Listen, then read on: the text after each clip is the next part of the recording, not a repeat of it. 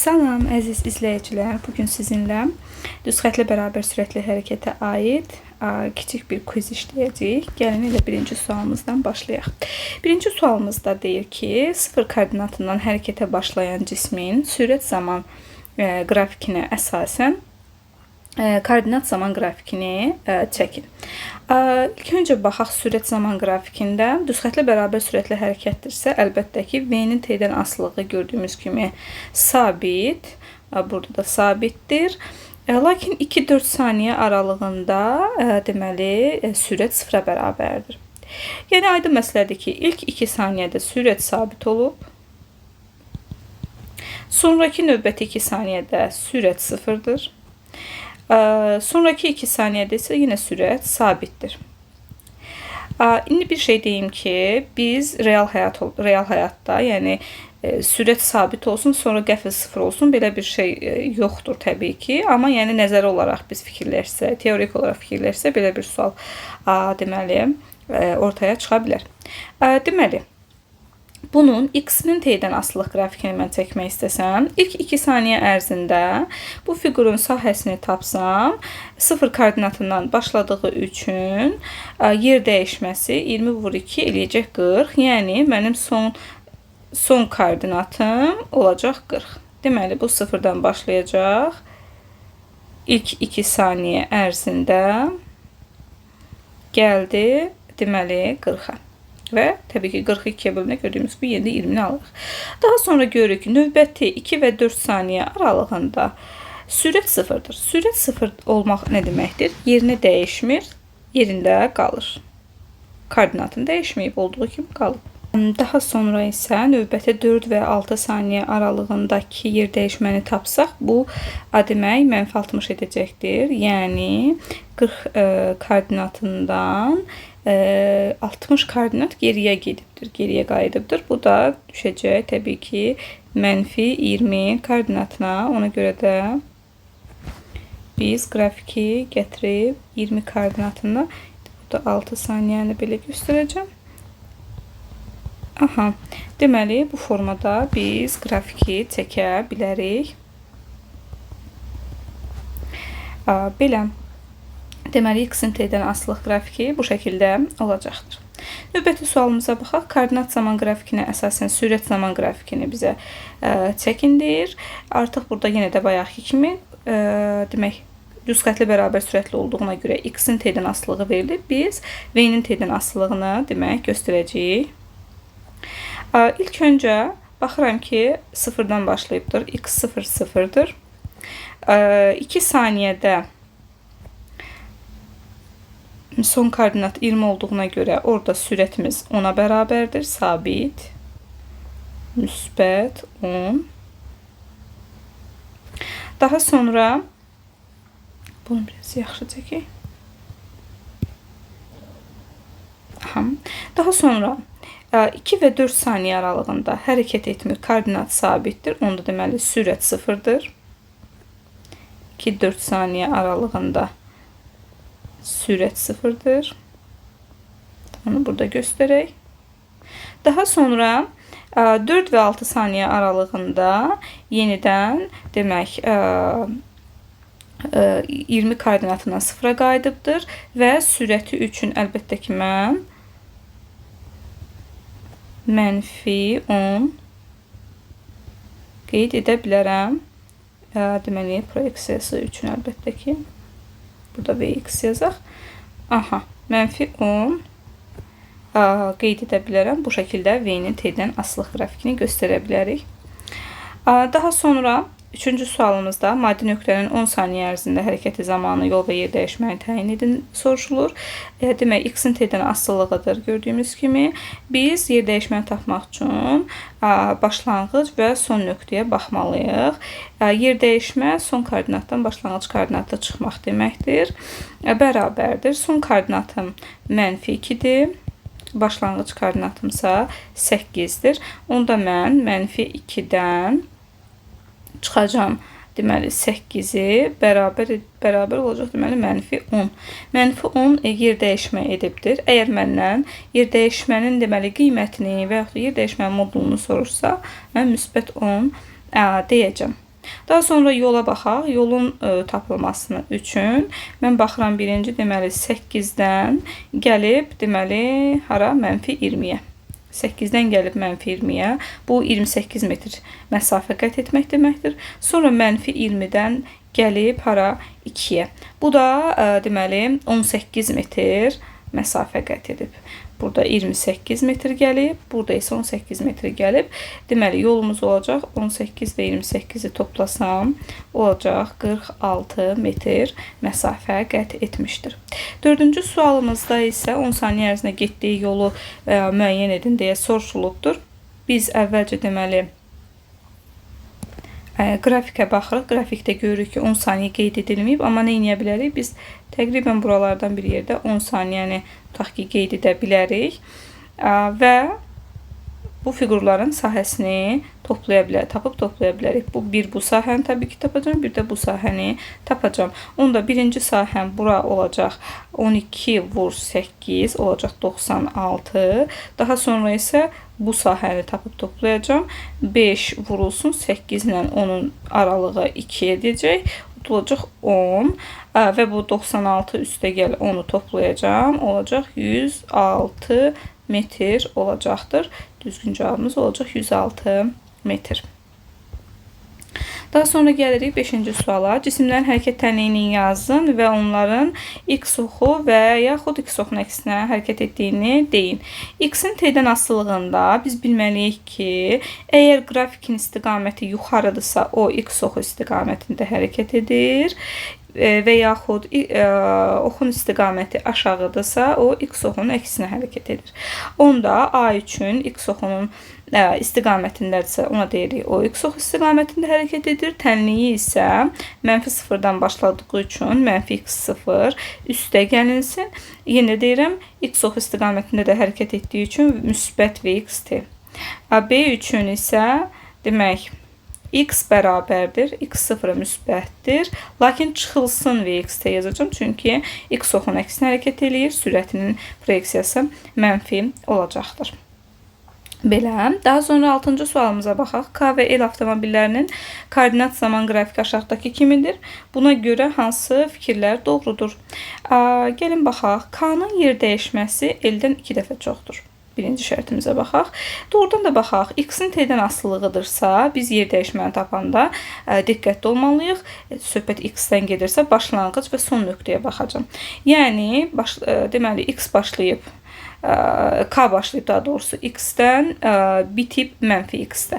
Yer dəyişməsini tapmaq üçün X-dən X0'a çıxıram. Yəni, mənfi X-dən çıxıram X-i, eləyir mənfi 2X. Bunu saxlayıram. Sonra L-ə baxıram.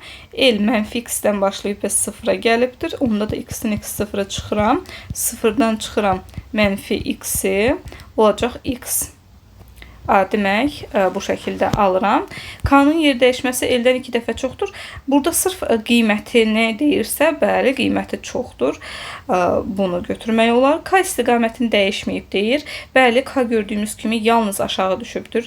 Bu arada X-in t-dən asıllıq qrafikini bizə veribsə, orada ancaq deməli ziqzaqvari olaraq və yaxud da parabolik olaraq verilə bilər. Təpə nöqtələr bizə deməli istiqamətin dəyişdiyini göstərə bilər. T oxunu kəsmək isə yalnız və yalnız VT qrafikində doğrudur. Deməli, K istiqamətini dəyişməyib, yalnız aşağı düşür. Doğrudur. L istiqamətini bir dəfə dəyişib, baxaq. Bəli, L-də bir təpə nöqtəsi var, razıyıq. Bu da doğrudur. K-nın yer dəyişməsi L-dən 2 dəfə çoxdur. Çox güman ki, burada qiyməti sözü da desə, çox əla olar ki, K-nın yer dəyişməsi L-dən 2 dəfə çoxdur qiyməti, onda onu da götürmək doğru olar.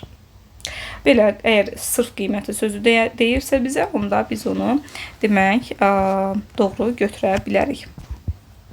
Daha sonra 7-ci sualda düzxətli bir yolda eyni yerdən hərəkətə başlayan A, B və C cisimlərinin sürət zaman qrafikləri aşağıdakı kimidir? Buna görə hansı fikirlər doğrudur? Fikirlər də buradadır. Deməli, A və B-yə baxırıq. Bizə deyir ki, A və B eyni istiqamətdə hərəkət edir. Baxaq, T oxundan yuxarıda olanlar, yəni A və B hər ikisinin sürəti müsbətdir. Yəni, onlar X ox istiqamətində hərəkət edirlər, yəni onlar eyni istiqamətdədirlər, düzdür. B və C bir-birindən uzaqlaşır deyir. Gəlin baxaq. X oxunu çəkirəm. Tutaq ki, burası 0-ı göstərirəm. B X ox istiqamətindən gedir. C isə X oxun əksinə gedir. Bəli, bir-birindən uzaqlaşırlar, düzdür. B və C-nin sürətinin qiymət və istiqaməti bərabərdir. B və C-nin sürətinin qiymətini bərabərdir. Hər ikisi V-dir, lakin istiqamətləri eyni deyil. Ona görə də cavabımız yalnız 1 və 3 olacaqdır. Daha sonra növbəti sualımıza keçək. 8-ci sualda düz xətli yolda eyni koordinatdan hərəkətə başlayan K və L cisimlərinin sürət zaman qrafiki verilib. 2 saniyə sonra cisimlərin bir-birinə nəzərən vəziyyəti necə dəyişər? 2 saniyəyə K-nın gedəcəyi deməli məsafə 120 metr, təbii ki X oxunda. L-də isə X oxunun əksinə olacaq -20 metr yer dəyişmə edəcəkdir. Eyni yerdən başlayıblarsa, tutaq ki 0-dan başlayıblarsa 120 metr məsafə qət edən X ox istiqamətində, təbii ki -20 məsafədə qət edən X oxun əksinə gələcəkdir. Hal-hazırda onlar arasındakı məsafə olacaq 140 metr məsafə olacaqdır. Daha sonra növbəti sualımıza baxaq. Düz xətli yolda verilmiş koordinatlardan hərəkətə başlayan MV avtomobillərinə uyğun koordinat zaman qrafiki göstərilmişdir. Buna görə hansı ifadələr doğrudur? Baxaq. Başlanğıcda avtomobillər yan-yanadır. Yan-yana demək eyni koordinatda olmaq deməkdir. Deməli bu şərtə baxsaq, N 0-dadır başlanğıcda, M X-dədir. Deməli yan-yana deyirlər.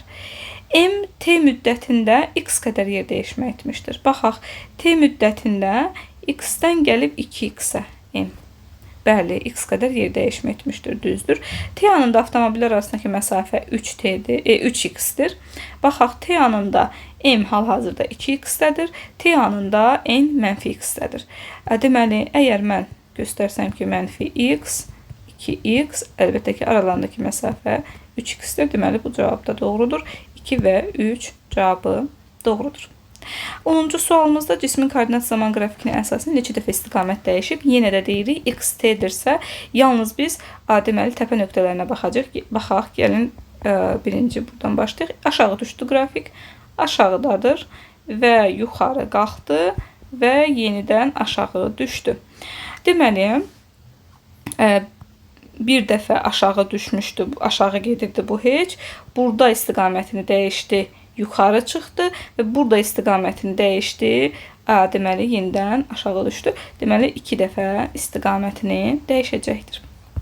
11-ci sualımızda maddi nöqtənin A-dan B-yə hərəkəti ədəd oxunda koordinatlarla verilmişdir. Maddi nöqtənin yol və yer dəyişməsini müəyyən edin. Yenə də baxıram, yer dəyişməni tapmaq üçün başlanğıc koordinatım -40-dır, son koordinatımsa 40-dır. Mən yer dəyişməni tapmaq üçün X-dən X0-ı çıxıram, yəni 40-dan çıxıram, -40-ı edəcək 80 metr. Bu mənim yer dəyişməmdir. Daha sonra yola baxıram. -40-dan 60-a qədər 100 metr. 60-dan -20-yə qədər 80 metr. -20-dən 40-a qədər də 60 metr. Bu da olacaq yolumuz 140 metr. Daha doğrusu 240 metr. Daha sonra 12-ci sualda cismin sürətinin zamandan asılıq qrafikinə əsasən onun 5-ci saniyədə getdiyi yol tapın. Bu bizi çaşdırmasın. Düz xətli bərabər sürətli hərəkətdə sürətin zamandan asılıq qrafiki verilib, sürətin qiyməti verilib, zaman da verilib. Bunun 5 saniyədə, baxın, 5 saniyədə getdiyi yol razıyam 12 vur 5 bərabər 60 metrdir. Lakin 5-ci saniyədə getdiyi yol isə demək 12 metrdir. 1-ci saniyədə də 12 gedib, 2-də də, 3-də də, 4-də də, 5-də də 12 gedibdir. Lakin 5 saniyənin ümumi toplamında 60 metr yol qət edir. Cavab olacaq burada 12. Daha sonra növbəti sualımıza baxaq. Növbəti sualımızda verilmiş qrafik əsasən hansı fikirlər doğrudur? Gəlin baxaq. Cisimlər bir-birindən yaxınlaşır. Baxaq. Yenə də bunu ədəd oxunda göstərirəm ki, daha aydın olsun. Deməli, bura 0-dır. Tutaq, bura x 0-dır, bura 2x 0-dır, bura -x 0-dır, bura isə -2x 0-dır. Deməli, ədəd oxunda göstərsək ki, əvvəl 2x 0-daydı, A, o birisi isə mənfi x0-daydı. Əvvəl aralarında 3x0 qədər məsafə var və 2x0-dan gəlib x0-a A, mənfi x0-dan gəlib 2x0-a B. İndi baxaq, yenə də aralarında nə var? 3x0 qədər məsafə var. Onsuz da belədir. Çünki bərabər sürətlə hərəkət edən, tutaq ki, maşınlar, cisimlər arasındakı məsafə dəyişməz. Ona görə də cisimlər bir-birindən yaxınlaşmır da, bir-birindən uzaqlaşmır da. Deməli, yer dəyişmələri bərabərdir bizə deyir. Yer dəyişmələri bərabərdir. Baxaq, x0-dan 2x0 çıxıran mənfi x0. Burada mənfi 2x0-dan mənfi x0 çıxıran mənfi x0 olacaqdır. Deməli, bəli, yer dəyişmələri bərabərdir. Yəni, gördüyümüz kimi hər ikisi x-oxun əksinə mənfi x0 qədər, belə deyək, yer dəyişmə edirlər. Bəli, razıyıq bundan. Yer dəyişmələri bərabərdir. Sürətlərinin qiyməti bərabərdir. Hər ikisi t anında hərəkət edir və yer dəyişmələri də bərabərdirsə, sürətlərinin qiymətləri də bərabərdir. Bəli. Hər ikisi o x-ox istiqamətində hərəkət edir. Xeyr, o x-oxun əksinə hərəkət edir. A cismi o x-ox istiqamətində, B isə xeyr, hər ikisi x-oxun istiqamətinin əksinə hərəkət edir. Cavab olacaq 3 və 4. 14-cü suala baxaq. 14-cü sualda K və L cisimlərinin sürət zaman 14-cü suala baxaq. K və L cisimlərinin koordinat zaman qrafikinə əsasən sürətlərinin ədədi qiymətlərinin VK böl VL nisbətini tapın. Gəlin baxaq. Deməli, ədədi qiymət deyirsə, biz burada təbii ki, mənfi nəzərə almayacağıq. Son olaraq, K üçün hesablayanda mən sürəti VK-nın qiymətini hesablayıramsa, demək 10-50 bölürəm 5-ə, bu olacaq 8. Daha sonra L-i hesablamaq istəyirəmsə, 10-0 bölürəm 5-ə, bu da olacaq demək 2. 8-i də 2-yə bölürəm, olacaq 4, nisbət olacaq 4. 15-ci sualda demək, sürətin y üzrə proyeksiyasını bizdən soruşur və y-in t-dən asılılığına baxıram. İlk öncə y oxunda aşağı inib. Deməli, bərabər sürətlə hərəkətdirsə, y oxunda y oxunun əksinə olaraq bir qrafik çəkməliyəm. Belə bir qrafik çəkirəm. Daha sonra hərəkət yoxdur, sabitdir.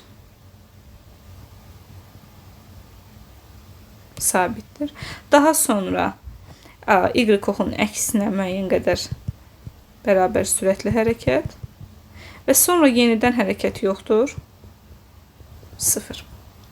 Belə, sizinlə 15 sualdan ibarət düz xətli bərabər sürətli hərəkətin qrafik analiz suallarına baxdıq. Ümidvaram ki, faydalı olar. İzlədiyiniz üçün təşəkkür edirəm.